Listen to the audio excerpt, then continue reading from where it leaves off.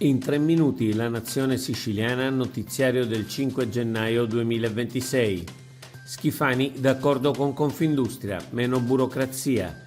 Il presidente della regione, con un post sui suoi social, si dichiara d'accordo con il presidente di Confindustria Sicilia Gaetano Vecchio a proposito del fatto che la burocrazia è il vero limite per lo sviluppo della nostra terra e assicura che nel 2026 si procederà con l'ulteriore semplificazione burocratica. Schifani ha inoltre assicurato che verrà ripresentata la norma sugli incentivi sull'export, inspiegabilmente fermata all'ARS.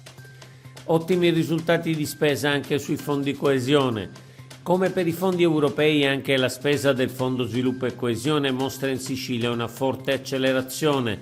La spesa effettiva a un anno circa dall'avvio del programma ha già raggiunto quota 210 milioni di euro. 270 sono i progetti già avviati per un valore di oltre 2 miliardi e 200 milioni di euro, con una cifra già impegnata per circa 600 milioni.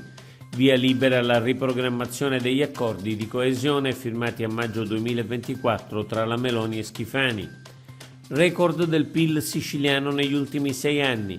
Il PIL, prodotto interno lordo, della Sicilia ha ottenuto risultati eccellenti negli ultimi anni, ma il calcolo fatto dalla CGA di Mestre sulla variazione tra il 2019 e il 2025 non lascia alcun dubbio.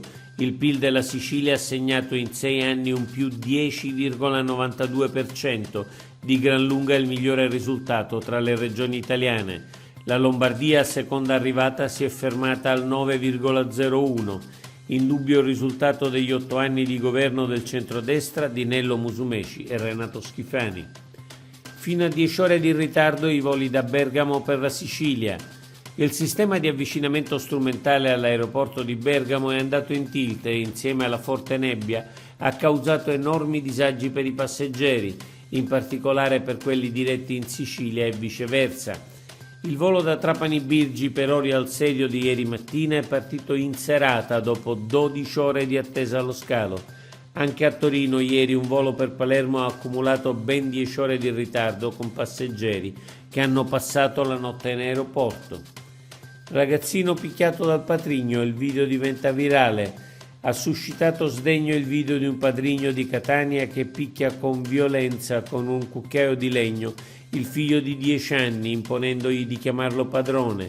La scena è stata postata su TikTok probabilmente da una sorella del bambino.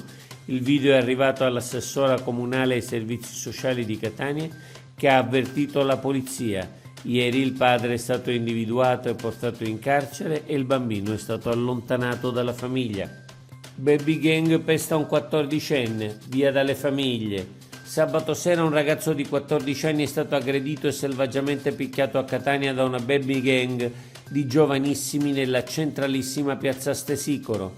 La notizia è stata resa nota su Facebook dal padre, che ha pubblicato la foto del ragazzo con la testa interamente fasciata. Sembra che la polizia abbia già identificato gli aggressori, forse però tutti di età non punibile. A nostro avviso andrebbero comunque portati via dalle famiglie. Oggi è tutto per l'informazione del quotidiano La Nazione Siciliana.